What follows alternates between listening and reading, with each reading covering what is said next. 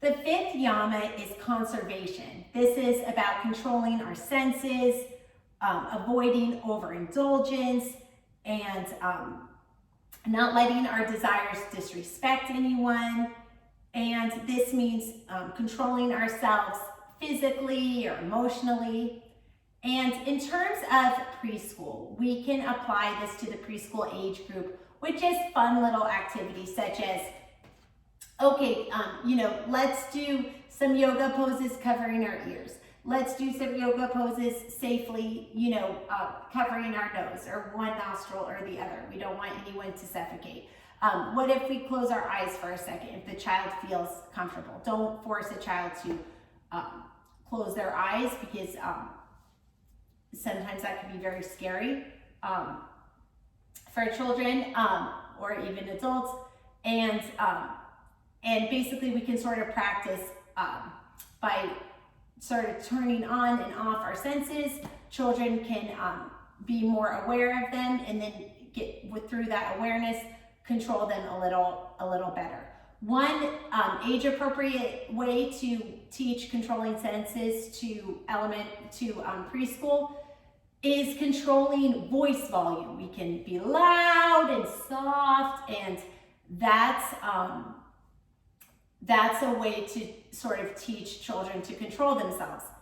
By regulating volume of voice, that same skill can later help a child regulate their mood.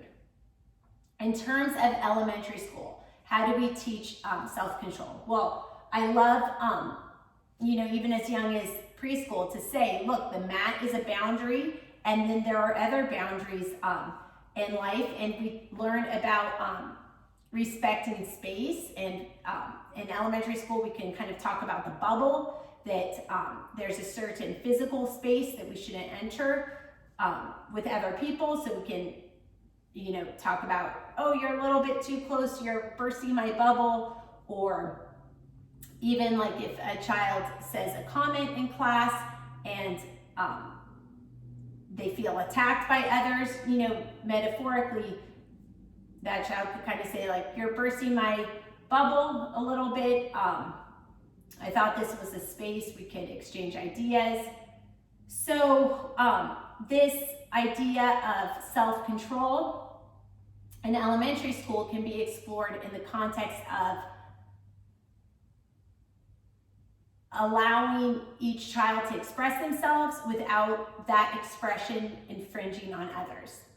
The idea of self-control can be applied to middle school in the sense that there becomes a lot of interest of a lot of rules to break, bringing inappropriate things to school, children touching other children in inappropriate ways, talking back, speaking inappropriately to teachers.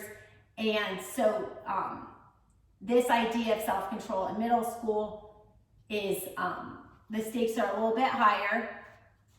And frankly, it's a lot easier to teach self-control in preschool and elementary school. And when you teach self-control in preschool and elementary school and the child understands it, they carry those lessons with them into middle school.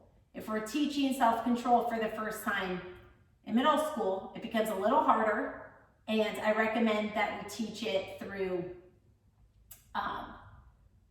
kind of the Socratic method, because the child comes up with their own conclusion, and then it generally sticks better, because middle school is an age where they don't want other people telling them what to do.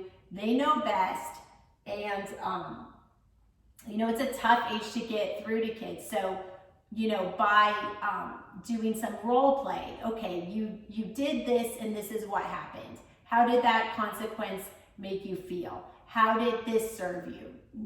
If you were going to do it again, how would you want to do the same thing?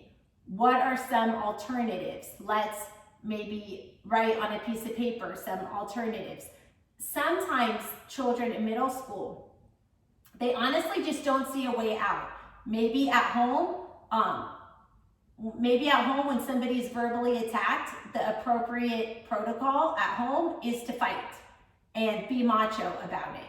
So maybe a child just actually never had an example of how to walk away or how to express in words. Listen, you bother me when you say that. So sometimes just by modeling or demonstrating an avenue of an alternative way to mitigate a problem, sometimes that is all the child in middle school needs. It's just some positive modeling, because frankly, they might not know any alternative of how to respond to a situation besides the impulsive reaction that they've been doing. Thank you for your time.